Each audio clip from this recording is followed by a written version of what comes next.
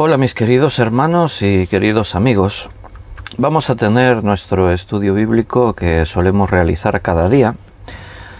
Hoy es un poco diferente porque no es en directo. Lo estoy grabando, hoy es sábado 21 de agosto. Y lo estoy grabando antes de la hora porque por la tarde-noche, cuando tocaría pasar el estudio en directo, pues estaré después de haber terminado de celebrar una boda.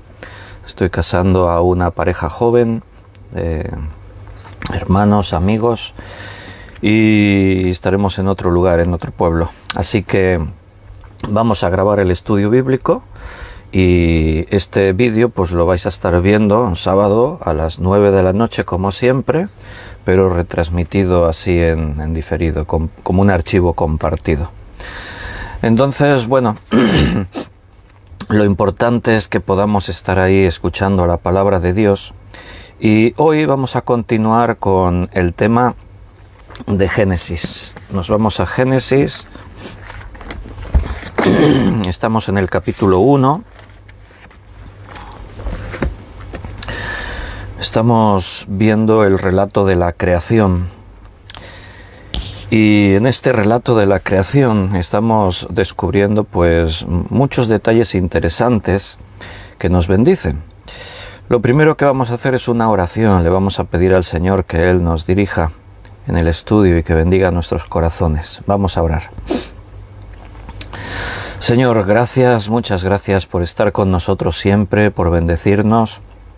Gracias porque tú estás haciendo una obra en nuestras vidas.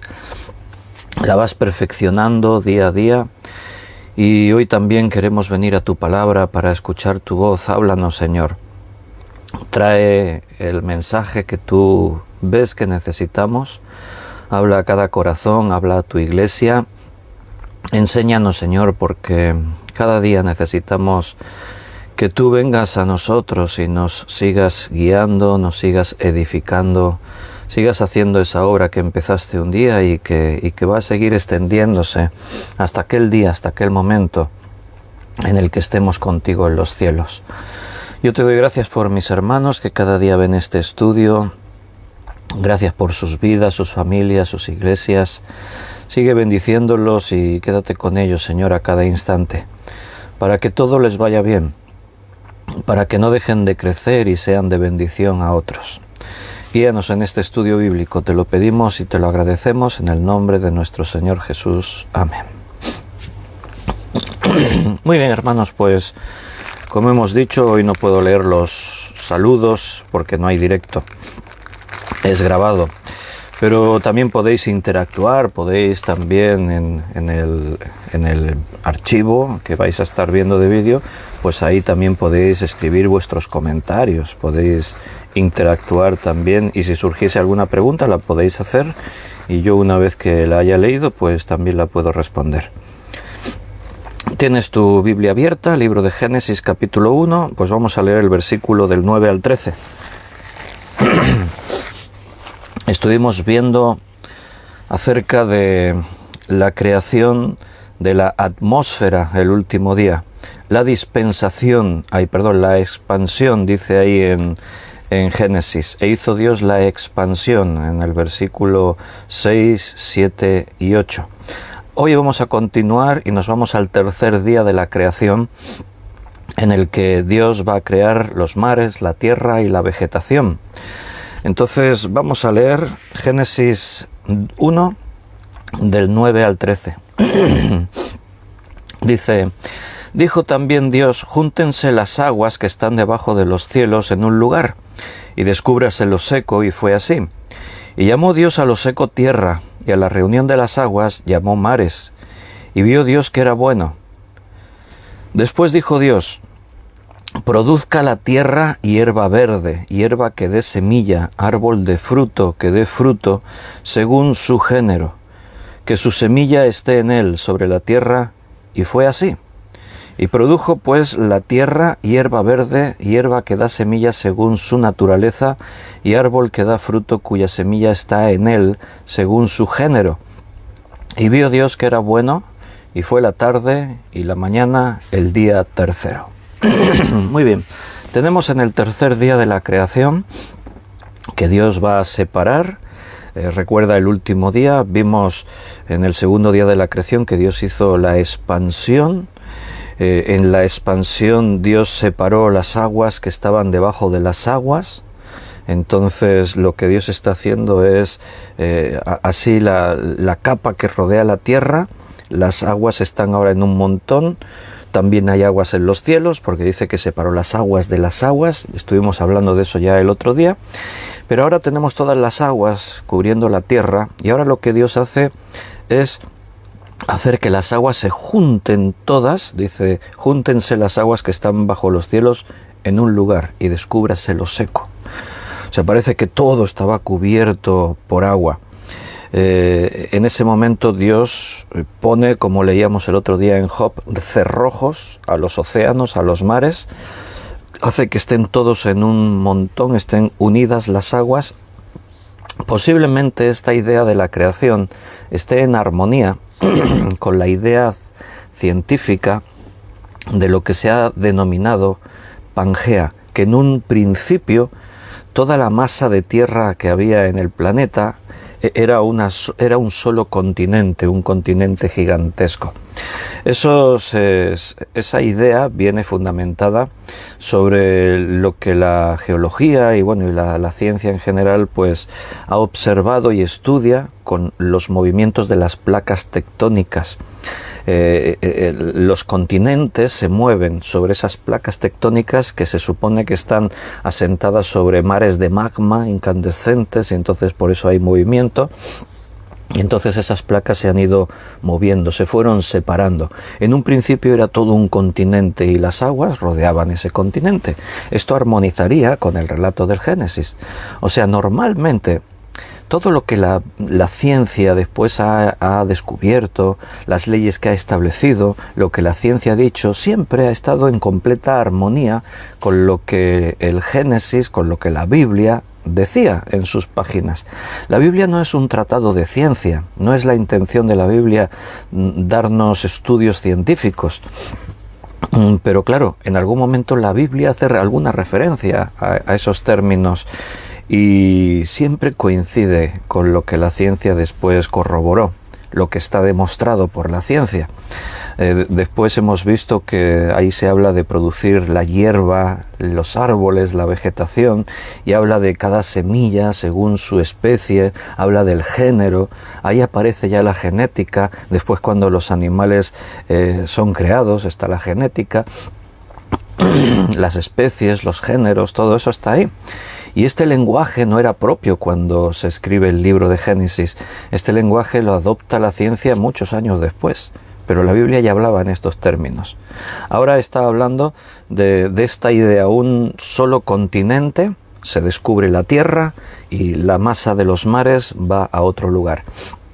En ese momento, ¿cómo crea Dios esto? Descúbrase lo seco. Evidentemente, para que lo seco se descubra, las aguas tienen que reducir, tienen que menguar y la tierra tiene que emerger. El otro día hablábamos que en la tierra hay grandes abismos, fosos en los océanos. Yo os mencionaba el más profundo, la fosa de las Marianas, que tiene más de 11.000 kilómetros 11.000 metros, de profundidad.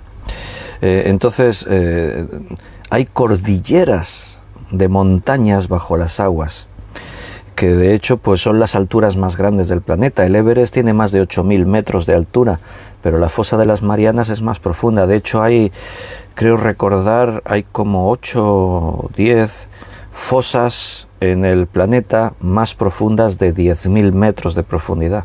Después hay de 9.000, hay de 8.000 metros de profundidad. La verdad es que todas esas grandes cantidades de aguas que están así tan en lo profundo, si los suelos marinos se elevasen, empujarían ese agua e inundarían los continentes. Dios hace eso. Levanta la tierra seca, levanta montañas y los océanos los hunde en esas profundidades que se crean en el planeta Tierra. Y ahí estamos con un continente que después se va a fragmentar, se va a dividir, y hoy en día los científicos, al observar, tú mismo si observas un mapa mundi, parecería que las formas de Europa, África, Asia por esta parte, aquí el continente americano, Australia, la Antártida abajo, si tú intentases juntar eso como si fuese un puzzle, parece que encaja. Solamente habría que buscar ahí la forma, ¿no? Pero encaja. Cuando se separaron los continentes, bueno, pues posiblemente fue a raíz del cataclismo que la Biblia describe como el diluvio universal. Allí dice que se abrieron los abismos de la tierra y las cataratas de los cielos. Es muy posible que el eje de la Tierra se desplazó a los 23 grados que tiene hoy en día.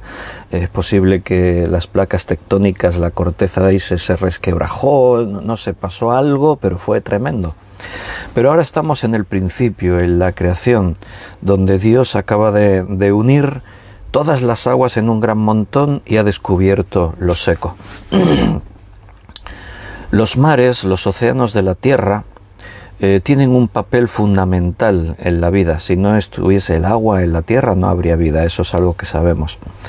Y los océanos, las aguas que poblan el planeta, es el 71% de la superficie de la Tierra. O sea, imagínate, solo queda un 29% que es tierra. El 71% restante son océanos. Y esto es esencial para la vida, tiene que ser así. Los océanos aquí Dios no los ha creado porque queda muy bonito poder navegar por ellos y contemplar las puestas de sol. No, el océano ya en sí mismo es un lugar de vida, es un lugar donde la vida abunda y ha sido una fuente de provisión de alimentos para el ser humano a través de los tiempos. Se conoce en la actualidad que los océanos del planeta están habitados por 230.000 especies, y estas son las especies conocidas. Digo así las especies conocidas porque según los expertos hay todavía muchísimas especies en los océanos que están sin descubrir. De hecho, escúchame bien, solamente el 20% de los océanos ha sido cartografiado.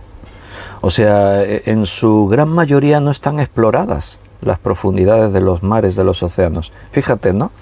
El hombre se empeña en viajar por el espacio a descubrir e investigar y explorar. Hay sondas que están yendo a algunas lunas y planetas del sistema solar. Hay algunas sondas que salieron del sistema solar, como las Voyager, que ya abandonaron el sistema solar hace unos años. El hombre ha ido a la Luna, está planeando misiones tripuladas a Marte.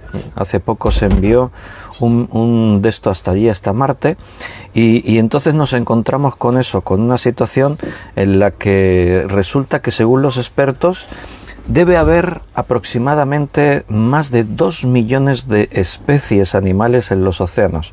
Y de esos de más de 2 millones de especies que se supone que hay, que se cree, solamente 230.000 especies son conocidas. Imagínate, parece mentira que en nuestro propio planeta todavía queden lugares sin explorar, sin poder, especies sin descubrir, ¿no? Imagínate.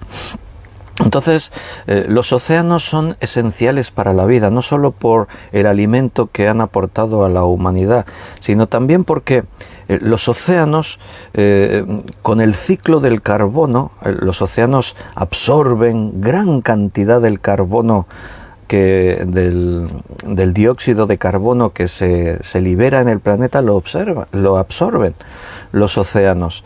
Y eso provoca también que los océanos influyen en los patrones del clima y del tiempo.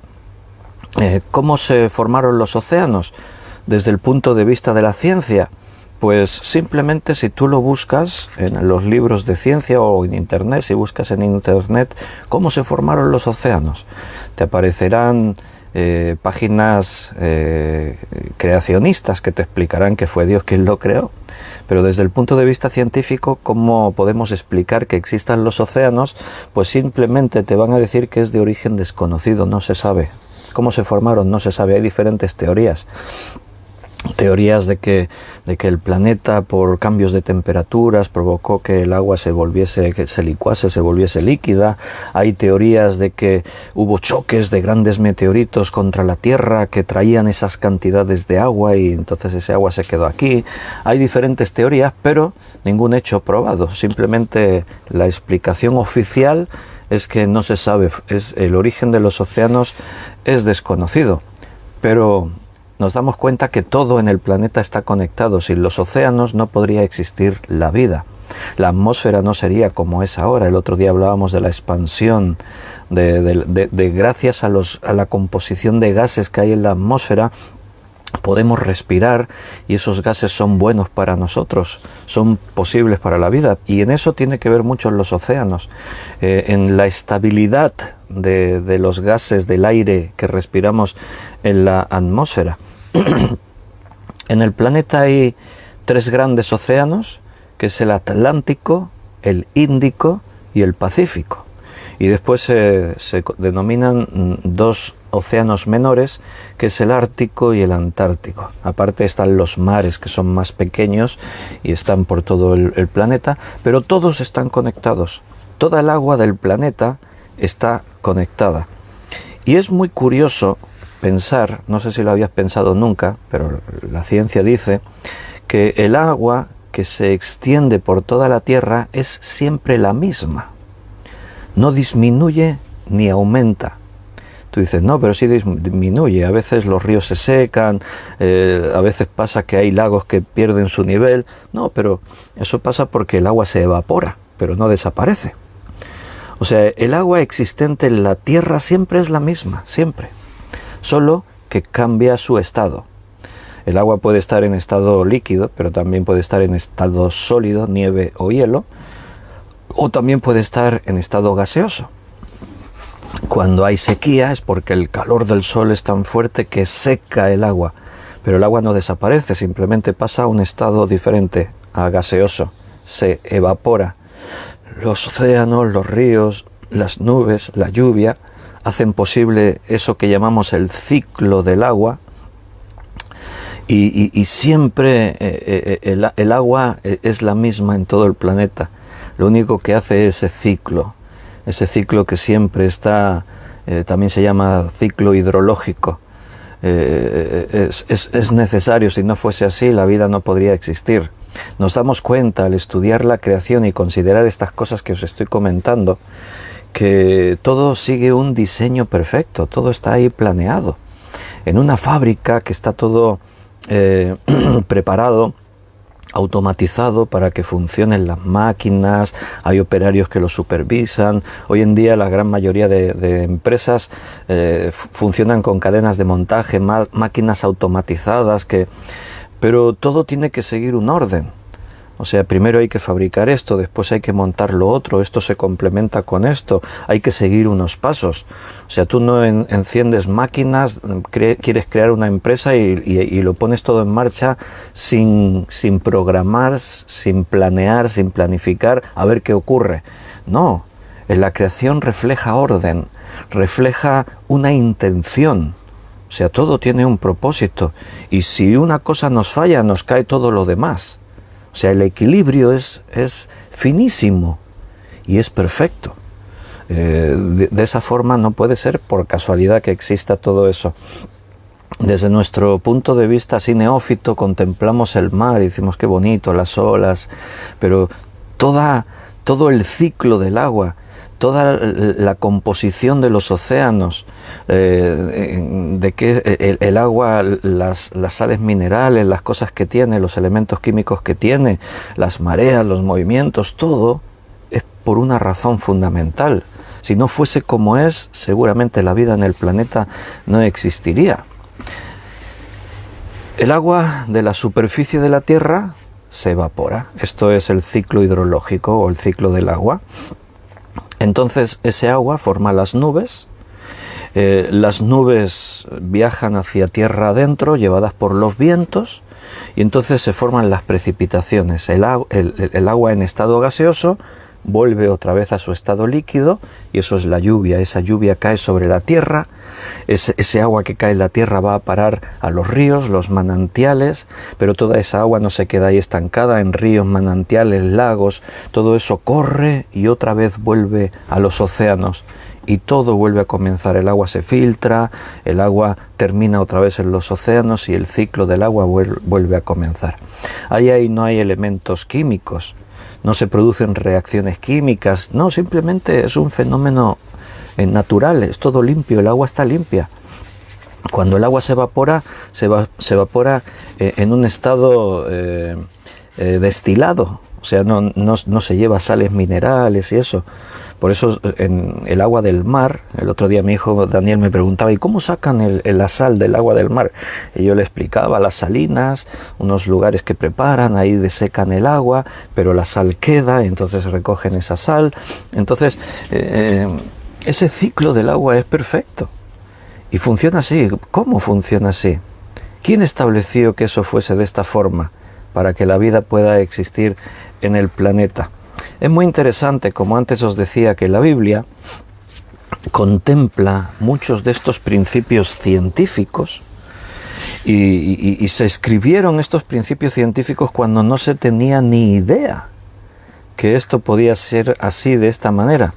Por ejemplo, si te fijas en una declaración que se hace en el libro de Eclesiastés, ¿me podéis acompañar un momento allí al libro de Eclesiastés capítulo 1 versículo 7? Recuerda, el ciclo del agua, todo esto está conectado. Estos principios científicos no se establecen, estas leyes, no se explica esta forma en la que el agua funciona hasta hace pocos años. La mayoría de las leyes científicas se han establecido en el siglo XIX, 20, ahora estamos en el 21. Entonces, antes de eso, la gente no conocía todo eso. Sí, siempre vieron llover, pero el agua del océano parece que siempre está ahí, es la misma, y los ríos pues vienen, y no se pensaba en ese ciclo hidrológico. Esos principios los establece la ciencia en un tiempo muy cercano. Pero fíjate cómo lo decía Eclesiastés 1:7. Los ríos todos van al mar, y el mar no se llena. Al lugar de donde los ríos vinieron, allí vuelven para correr de nuevo. Los antiguos podían pensar, ¿y cómo es que el mar no se llena? Porque eso sí que se observaba, los ríos van a parar al mar. ¿Y cómo es que el mar no se llena? Eclesiastés lo explicaba, porque el agua que va al mar vuelve otra vez allí para correr de nuevo. Está describiendo el ciclo hidrológico, la Biblia, cuando eso pues no se sabía, no se conocía, no se podía hablar en esos términos.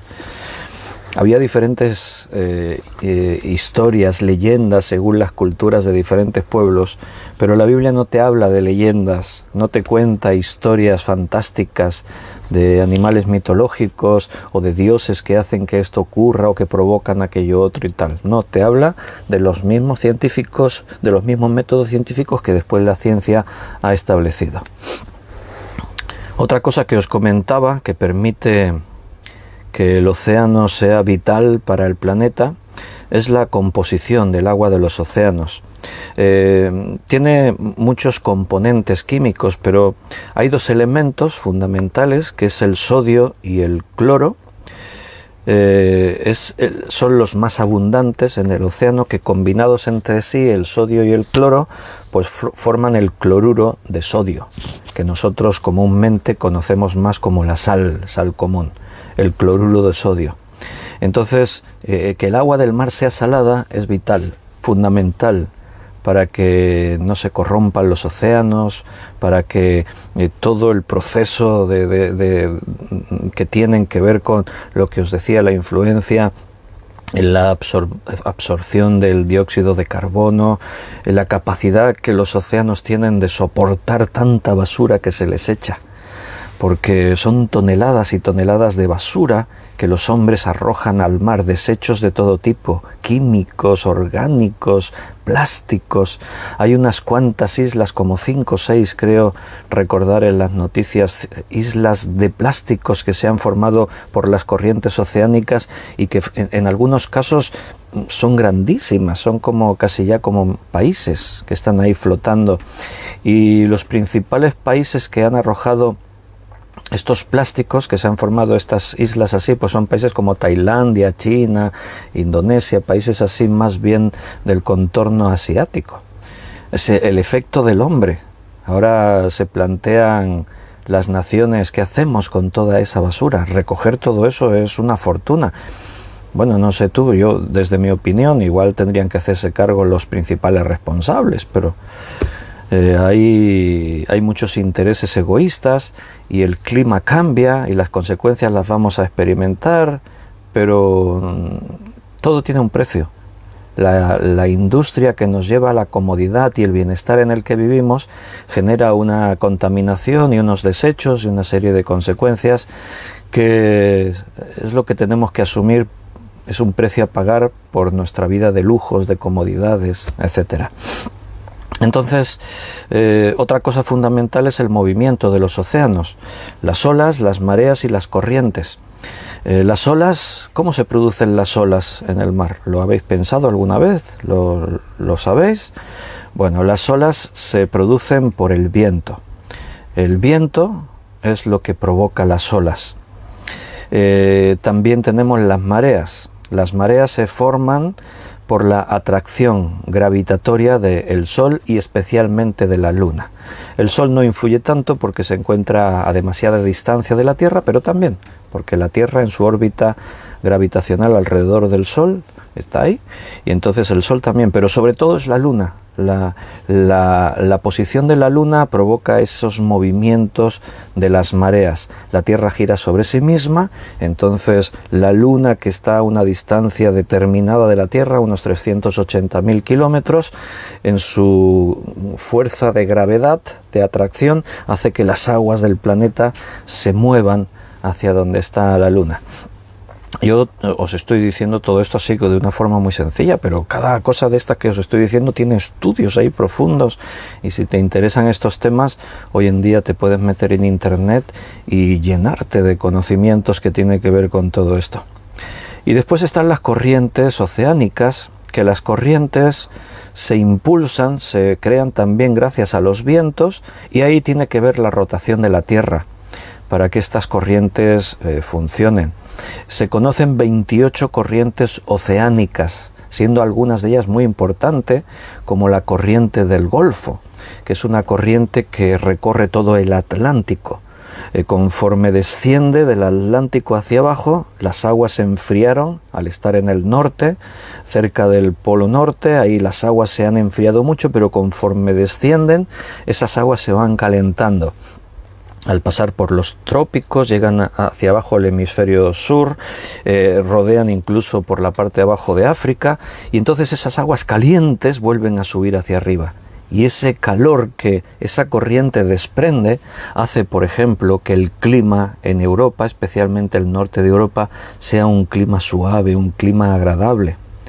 Porque si esa corriente se detuviese, si tú miras un mapa mundi, verás que en la misma altura que está Groenlandia estaría el Reino Unido, Alemania, gran parte de Europa. Y Groenlandia, si te fijas en el mapa, está totalmente blanco, está congelado todo.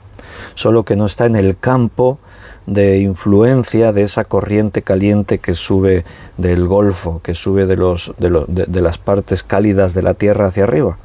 Si esa corriente se detuviese, entre otras muchas consecuencias, pues provocaría que Europa se convirtiese en un continente helado, se congelaría prácticamente todo. Estaríamos con unos fríos tremendos, en invierno se llegaría a temperaturas bajísimas y estaríamos cubiertos por una capa permanente de hielo, de nieve en toda esta zona. Esos equilibrios perfectos que están ahí en el planeta y que hacen posible que la vida sea como es hoy en día. Los científicos tienen, como creo recordar, como 200 sondas distribuidas por los océanos de todo el planeta. Esas sondas tienen unos movimientos, se sumergen a X metros de profundidad, no recuerdo, y entonces después de sumergirse vuelven a emerger a la superficie, y en todo ese proceso siempre están midiendo la temperatura de las aguas, la salinidad de las aguas, porque una de las consecuencias del derritimiento de los hielos por el calor que aumenta es que toda esa agua dulce va a parar a los océanos, y el equilibrio, ese equilibrio que antes yo os decía que es tan fino, tan delicado, pues se va rompiendo. Y por eso en estos días se han vuelto a levantar voces desde la comunidad científica, incluso desde la ONU, alertando de los efectos que todo eso puede tener en pocos años para nuestra calidad de vida en este planeta. Entonces ahí se detecta todo, la salinidad, la temperatura, si el agua aumenta o desciende su temperatura, la temperatura en superficie, la temperatura en profundidad. O sea, te cuento todo esto para que te des cuenta de lo delicado que es todo el equilibrio que hay en la naturaleza. El planeta Tierra parece que se le puede maltratar y podemos hacer con él todo lo que se quiera y no pasa nada, y sí pasa. Hay un equilibrio muy delicado porque es una máquina perfecta. Los engranajes, si tú un reloj le quitas un tornillito, le tuerces un poquito, hay un engranaje, va a dejar de funcionar. Y la Biblia dice que la creación gime a una, y a una está hasta la venida del Señor. Y ese gemir de la creación, ese quejarse de la creación, es algo que se está acentuando en este tiempo en el que nos toca vivir. Cuando os contaba que los océanos juegan un papel vital en la atmósfera, y os decía que los océanos absorben enormes cantidades de dióxido de carbono, el fitoplancton que hay en los océanos absorbe este dióxido de carbono y desprende oxígeno. Esa función que sabemos que hacen las plantas, pues resulta que es mucho más importante el fitoplancton de los océanos, porque de hecho el 70% del oxígeno que hay en la atmósfera viene del mar, el 70%. Los árboles, las plantas son fundamentales. A veces se habla mucho de eso, ¿no? Y decimos, wow, hay que salvar las grandes selvas tropicales, hay que evitar que se quemen y tal. Sí, pero a lo mejor no se le presta tanta atención a los océanos, y ahí se está arrojando todo tipo de porquería, de basuras, de todo, y el fitoplancton y todo esto está disminuyendo. De hecho, desde la década de 1950 hasta hoy, se sabe que se ha reducido el 40% de todo este plancton que hay en los mares del mundo. Y eso evidentemente, si el 70% del oxígeno que hay en el aire de la atmósfera viene de ahí, pues imagínate, eso tiene un efecto. La contaminación se agrava, el aire que respiramos es menos sano, menos puro. Y todo eso tiene consecuencias para el clima, para las temperaturas. Se entra en un ciclo sin fin en el que una cosa provoca otra, y al provocarse afectarse, el ciclo se acelera, y ahí estamos, en un mundo en el que el futuro pinta mal. Esa es la realidad, y de eso la Biblia nos hablaba y el Señor nos enseñó, a que teníamos que estar con prudencia, sin dejarnos afectar en demasiada enturbación. Decía Jesús, no os turbéis, de ver las cosas que vendrán sobre el planeta y saber que las cosas se agravarán en este planeta. Vamos a leer algunos textos en la Biblia, porque como hicimos los otros días, al hablar de la luz, nos tomemos ahí un tiempo para ver cómo la luz en la Biblia se utiliza para ilustrar muchas cosas. La luz tiene que ver siempre con la presencia de Dios, la luz es parte de su esencia. El agua también tiene, un protagonismo muy significativo en la Biblia. Es curioso que en los primeros días, en los primeros movimientos de la creación, se crearon aquellas cosas que podríamos decir son las más fundamentales para que todo lo demás que Dios creara pudiese existir y sostenerse y pudiésemos vivir. Voy a leer primero un pasaje que se encuentra en un salmo. El Salmo 104, versículo del 6 al 13. Salmo 104, 6 al 13.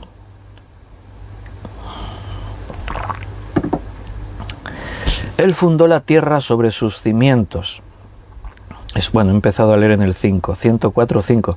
Él fundó la tierra sobre sus cimientos, no será jamás removida. Con el abismo como con vestido la cubriste. Sobre los montes estaban las aguas.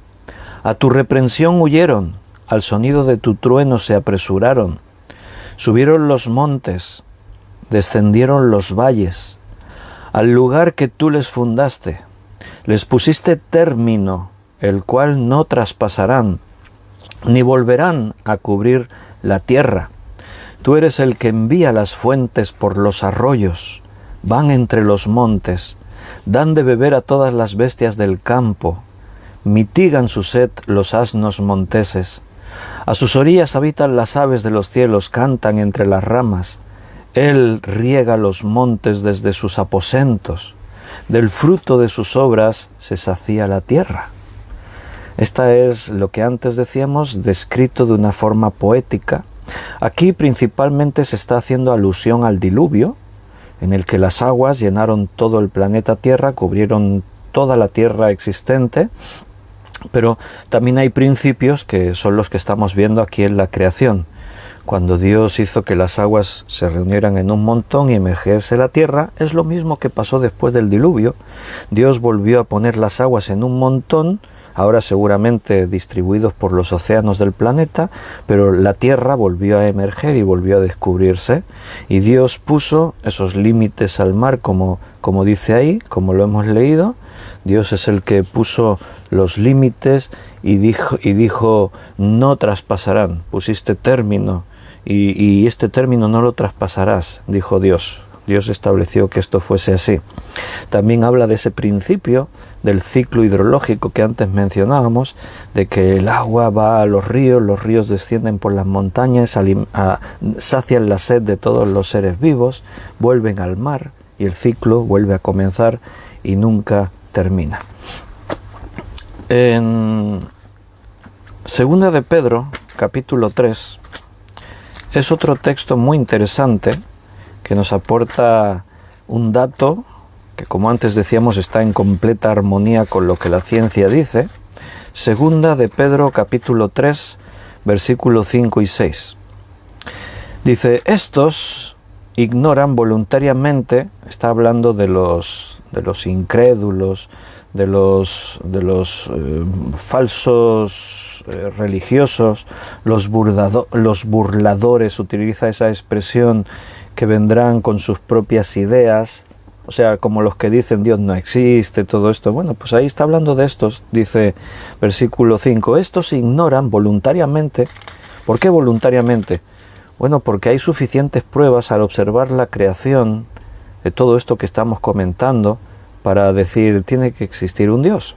Estos ignoran voluntariamente que en el tiempo antiguo fueron hechos por la palabra de Dios los cielos y también la tierra, que proviene del agua y por el agua subsiste, por lo cual el mundo de entonces pereció anegado en agua. Fíjate qué interesante lo que dice ahí en este versículo 5. Dice que fue Dios, es evidente, tú lo observas.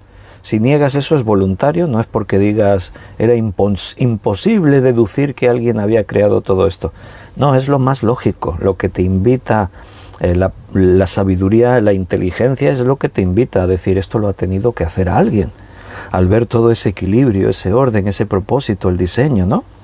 Pero claro, hay gente que porque es libre, todos somos libres, cada uno decide si cree o no cree, si acepta a Dios o lo rechaza, y hay gente que lo ignora voluntariamente, que en el tiempo antiguo, en el principio de los tiempos, fue Dios quien creó los cielos y la tierra. Pero fíjate, dice, y la tierra que proviene del agua. Al principio todo estaba cubierto por el agua, y Dios separó las aguas e hizo emerger la tierra. A eso se refiere.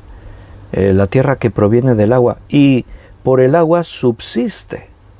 Si no fuese por el agua, la vida en la tierra no subsistiría.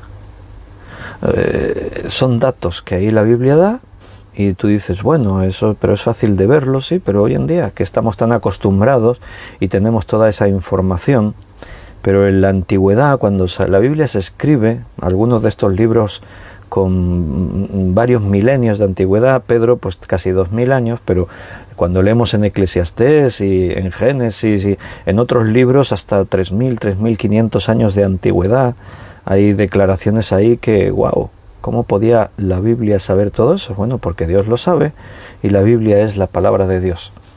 Si la luz estaba relacionada con la vida y con Dios, el agua también. Y esto es muy significativo. Y vamos a leer diferentes textos para que veamos que la Biblia le da una importancia vital al agua y también la utiliza para ilustrarnos acerca de lo que es la vida, hay principios espirituales en todo esto. Vamos a ir primero al libro de Ezequiel, capítulo 47, y vamos a leer del versículo 1 al 9. Ezequiel 47, versículo del 1 al 9. Me hizo volver luego a la entrada de la casa, y he aquí aguas que salían de debajo del umbral de la casa, hacia el oriente, porque la fachada de la casa estaba al oriente, y las aguas descendían de debajo hacia el lado derecho de la casa, al sur del altar. A ver qué te sugiere este pasaje conforme vayamos leyéndolo. Los que, os voy a dar una pista, los que habéis estado en los estudios de Apocalipsis, en los últimos estudios, pues os va a sonar mucho, ¿no? Ezequiel es un profeta muy relacionado con eventos de Apocalipsis, visiones que tuvo. Voy a volver a comenzar y ves pensando en esto. A ver qué te recuerda, qué te sugiere, qué idea te da. Me hizo volver luego a la entrada de la casa, y aquí aguas que salían de debajo del umbral de la casa, hacia el oriente, porque la fachada de la casa estaba al oriente, y las aguas descendían de debajo hacia el lado derecho de la casa, al sur del altar. Y me sacó por el camino de la puerta del norte, y me hizo dar vuelta por el camino exterior, fuera de la puerta, al camino de la que mira al oriente, y vi que las aguas salían del lado derecho. Y salió el varón hacia el oriente llevando un cordel en su mano, y midió 1000 codos, y me hizo pasar por las aguas hasta los tobillos. Midió otros 1000 codos, y me hizo pasar por las aguas hasta las rodillas. Midió luego otros 1000, y me hizo pasar por las aguas hasta los hombros. Midió otros 1000, y era ya un río, que yo no podía pasar, porque las aguas habían crecido de manera que el río no se podía pasar sino a nado. Y me dijo, ¿has visto, hijo de hombre? Después me llevó y me hizo volver por la ribera del río, y volviendo yo vi en la ribera del río que había muchísimos árboles a uno y otro lado. Y me dijo, estas aguas salen a la región del oriente y descenderán al Arabá, y entrarán en el mar, y entradas en el mar recibirán sanidad las aguas. Y toda alma viviente que nadare por donde quiera que entrar en estos dos ríos, vivirá, y habrá muchísimos peces por haber entrado allá a estas aguas, y recibirán sanidad, y vivirá todo lo que entrare en este río. Bueno, ¿a qué os recuerda? Seguramente muchos ya estabais pensándolo. Bueno, está haciendo alusión a lo que estudiamos en Apocalipsis, la casa, la santa ciudad, de la cual sale un río. Aquí dice el altar, el trono, dice en Apocalipsis que sale un río que se le denomina el río de la vida, ese agua limpia, cristalina. El agua está relacionada con la vida en la Biblia. Es interesante pensar en estos detalles. Piensa lo que dice el texto. Ahora podemos recordarlo en Apocalipsis, pero antes te voy a mostrar algún texto más que hace alusión a lo mismo. Piensa que el agua dice que sale del trono. Ahí, en principio no se está hablando del ciclo del agua.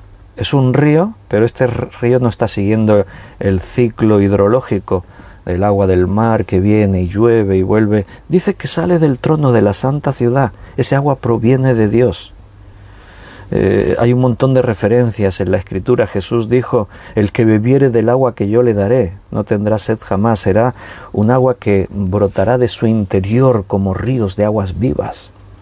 El agua relacionada con la vida, pero en un sentido espiritual también. En la santa ciudad, en la Nueva Jerusalén, es ese agua del río de la vida que riega los árboles, como Ezequiel también dijo, que crecen a un lado y otro de este río. No sé cómo te lo imaginas. A veces al leer la descripción de Apocalipsis uno se lo imagina como un arroyo que sale ahí. Pero si te fijaste aquí, Ezequiel lo está describiendo como un gran río. Y midió 1000 codos y me dijo, y yo me metí hasta los tobillos, y midió otros 1000 codos. Recuerda que un codo son unos 46 centímetros. Y midió otros 1000 codos y midió otros 1000 codos, y ya el agua me llegaba a los hombros. Y al final dije, ya no puedo seguir. Para cruzar tendría que nadar, es muy profundo. Es un río grande. Es un río que riega. Es un río, dice ahí, que va a parar al mar. Y el mar es purificado, limpiado gracias a este río. Sin duda, el método en la eternidad de vida es distinto a como es ahora. Ahora ese equilibrio del cual hablábamos, que es tan fino, esos gases, todo, los ciclos, las corrientes, los movimientos, todos siguen un método, pero en el futuro será diferente. Cielos nuevos y tierra nueva, es nuevo. Lo que vamos a disfrutar en la eternidad no tiene que ver con lo que ahora tenemos aquí.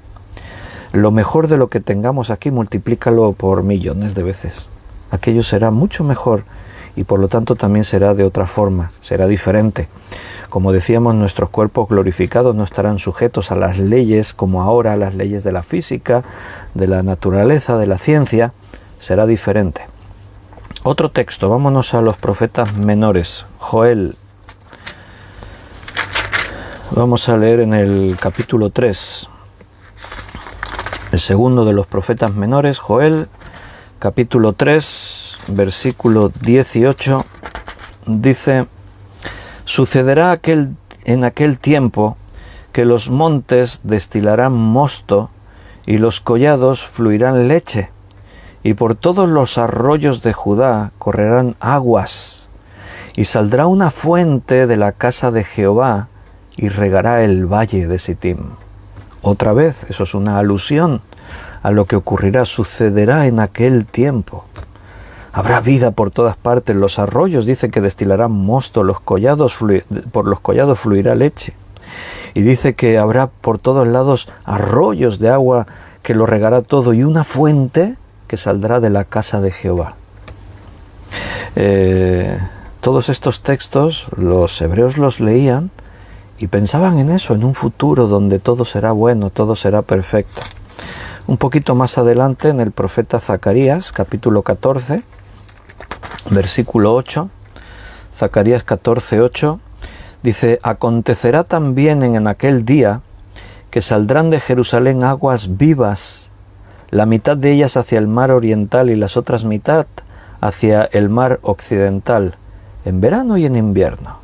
Notas que otra vez se hace una alusión profética a lo que ocurrirá en aquel día cuando de Jerusalén salgan aguas vivas, la nueva Jerusalén. Es a lo que está haciendo ahí referencia. Lo habíamos estudiado, lo habíamos leído. Si queréis podemos recordar en Apocalipsis 22, 1, donde se hace referencia a este río, al río de la vida. Apocalipsis 22:1. Después me mostró un río limpio de agua de vida, resplandeciente como el cristal, que salía del trono de Dios y del Cordero.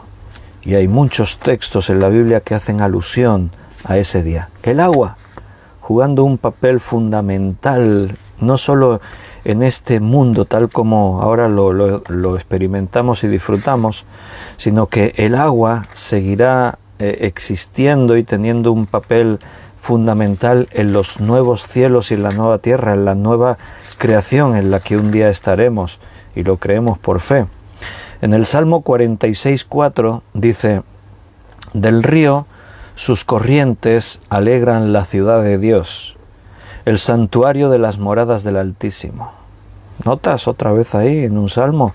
del río sus corrientes alegran la ciudad de Dios, el santuario de las moradas del Altísimo. Ahí está el río de la vida, por todas partes. El agua tuvo un momento especial en la creación, en la tierra antes de crear las plantas, los árboles, la vegetación. Era necesaria que se creara el agua tal como está hoy en día en la tierra, el agua salada, el agua dulce. Antes de que se creara, fue necesario crear la atmósfera. Antes de que se creara todo esto, fue necesario crear la luz. Todo es un complemento. Partimos de la luz en el universo que Dios crea, y a partir de ahí todo lo demás sigue ese orden que la propia ciencia hoy reconoce que el orden tiene que ser así, porque si no partimos de aquí no podemos pensar en que exista nada de lo demás. Y esas aguas que comenzaron favoreciendo que la vida y todo lo demás existiese en la tierra, también estarán presentes en la eternidad, en la nueva creación que Dios va a hacer para que podamos estar en ella por los siglos de los siglos, por toda la eternidad. En la Biblia, en el Antiguo Testamento, el agua tuvo un papel notable en la relación del pueblo de Dios con Dios. Desde que ellos salen, por ejemplo, de Egipto como nación, y su primer encuentro con el agua, así con un significado no solo en el suceso que está ocurriendo, sino después va a tener un significado espiritual.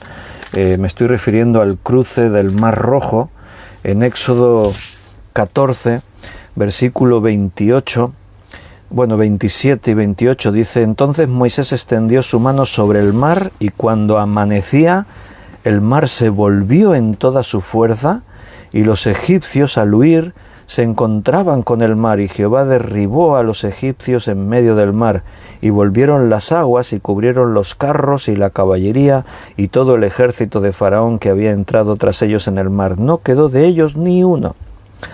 Previamente el pueblo lo había cruzado en seco. Todo este pasaje lo puedes leer, lo cuenta. Llegan al mar, el ejército de Faraón les persigue, han salido de Egipto, venían contentos porque Dios nos ha liberado de la esclavitud, y se encuentran con una barrera infranqueable, un mar, y detrás de ellos el ejército de Faraón con malas intenciones. Pero Dios provoca un milagro, hace que las aguas del mar se abran y ellos cruzan el mar. Cuando han salido del mar, el ejército de Faraón que viene persiguiéndoles son anegados en esas aguas, porque las aguas vuelven a su lugar. Ahora, en diferentes lugares de la Biblia, tú vas a leer que ellos, dice el apóstol Pablo, fueron bautizados en el mar. O sea, Dios provocó que esta escena ocurriese de esta forma para que esto quedase en su memoria, para que ellos entendiesen un principio. Tenían que morir a una vida vieja, a una vida que se fue fraguando en Egipto. Se fueron impregnando, llenando de todo lo de los egipcios, incluida la idolatría y todo lo malo. Y para ir a la nueva vida que Dios les ofrece, tenían que pasar por ese proceso, bajar a la profundidad en las aguas y salir. Es un concepto de bautismo, dice ahora en el Nuevo Testamento Pablo. Fueron bautizados al cruzar el mar.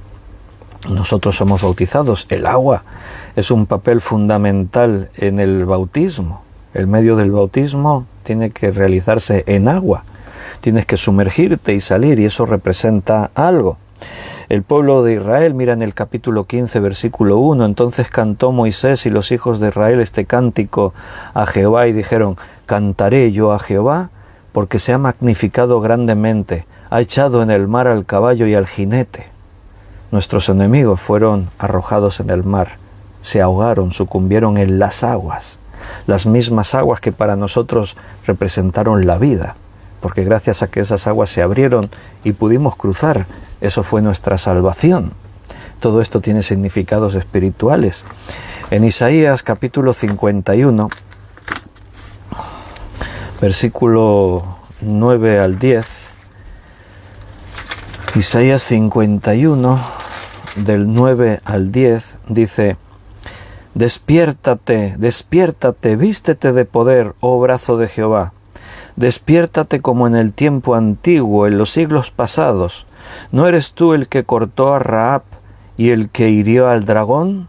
¿No eres tú el que secó el mar, las aguas del gran abismo, el que transformó en camino las profundidades del mar para que pasaran los redimidos? Ahí está. Los profetas cantaban cantos en los Salmos, Isaías, en otros lugares, que hacían memoria a todo esto. Y después salen y llegan al desierto, tendrían que entrar a Canaán, pero por la dureza del corazón de ellos no creen a Dios y no quieren entrar a Canaán, la tierra que Dios les promete, una tierra rica, abundante, y se quedan en el desierto.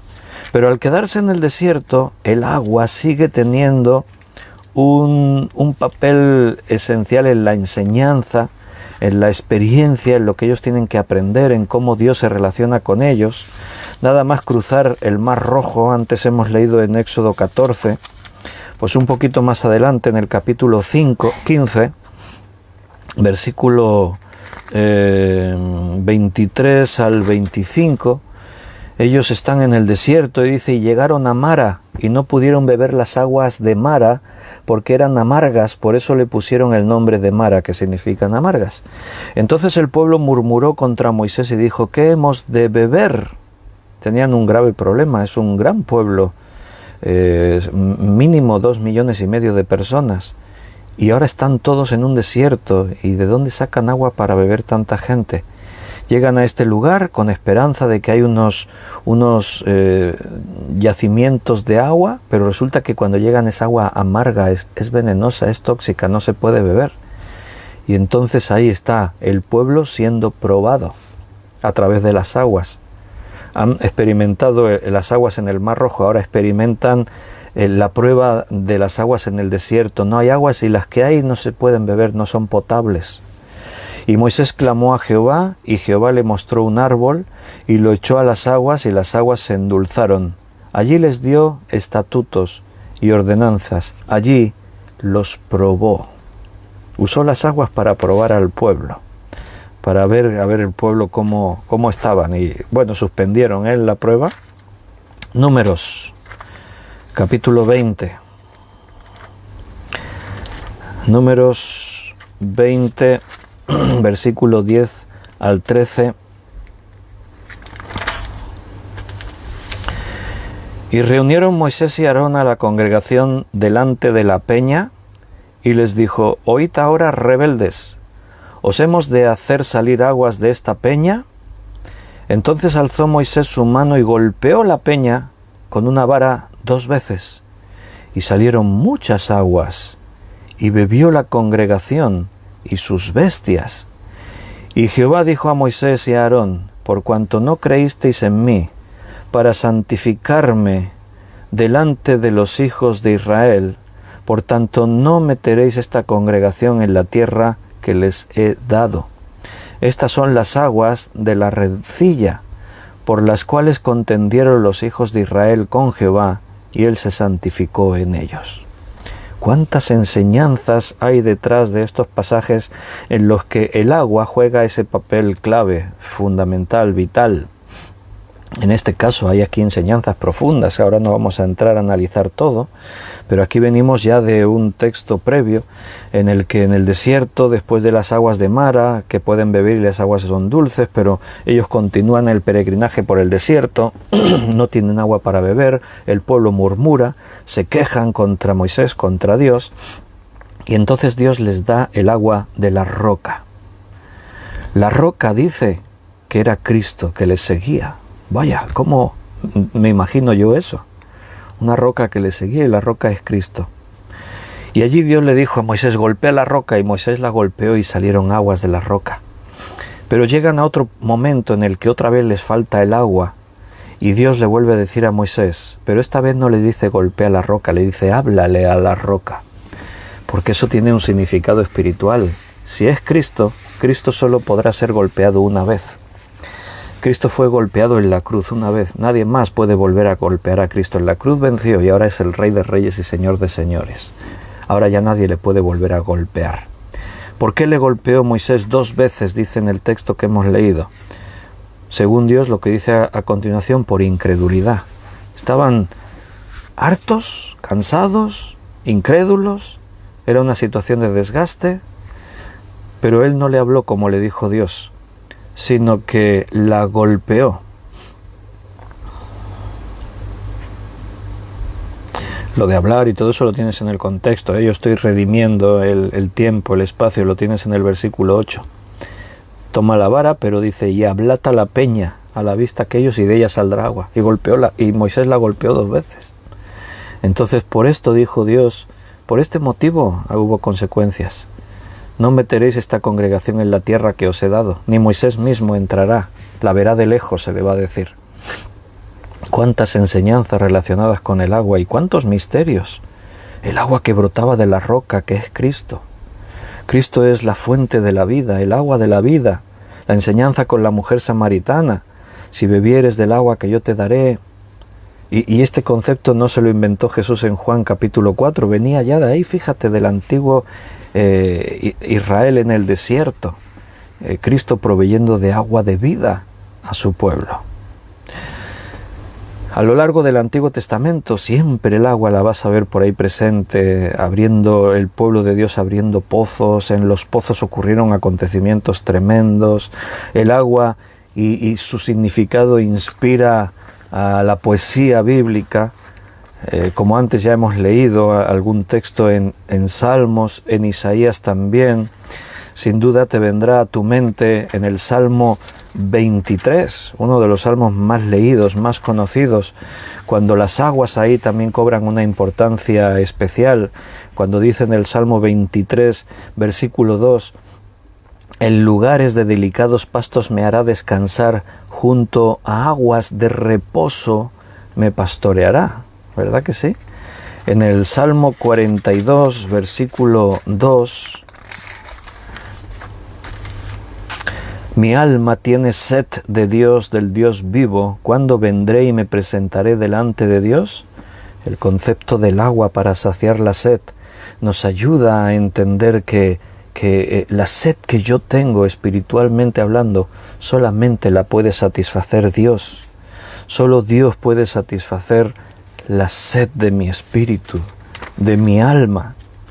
En Job capítulo 8, versículo 11, Job 8:11. ¿Crece el junco sin lodo? ¿Crece el prado sin agua?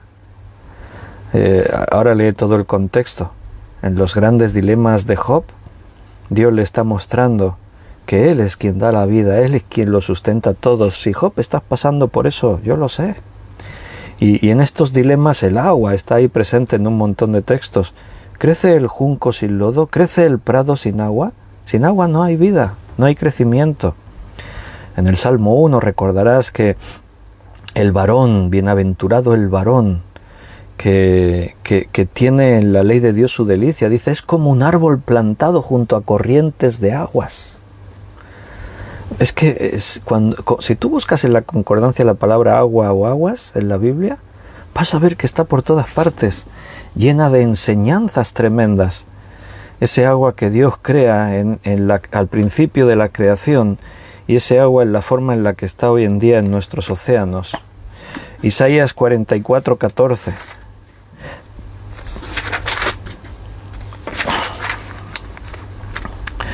Corta cedros y toma ciprés y encina, que crecen entre los árboles del bosque. Planta pino que se críe con la lluvia. ¿De dónde salieron todos esos bosques? Del agua, de la lluvia. Si no hay lluvia, no hay bosques, no hay árboles. No hay ni cedros, ni ciprés, ni encinas. El agua tiene que estar presente. Seguramente recordaréis, no hace mucho lo hemos leído y creo que en más de una ocasión, las palabras de Dios a su pueblo en Jeremías capítulo 2, versículo 13. Porque 2 males ha hecho mi pueblo, me dejaron a mí fuente de agua viva y cavaron para sí cisternas rotas que no retienen el agua. Dios, la fuente de agua viva, la roca que es Cristo, fuente de agua viva.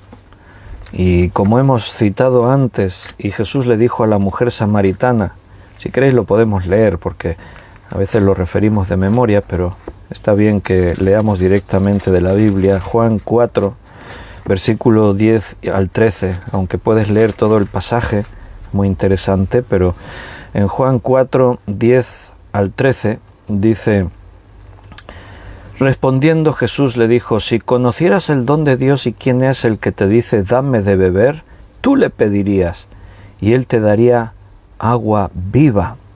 La mujer dijo: Señor, no tienes con qué sacarla y el pozo es hondo. ¿De dónde pues tienes el agua viva?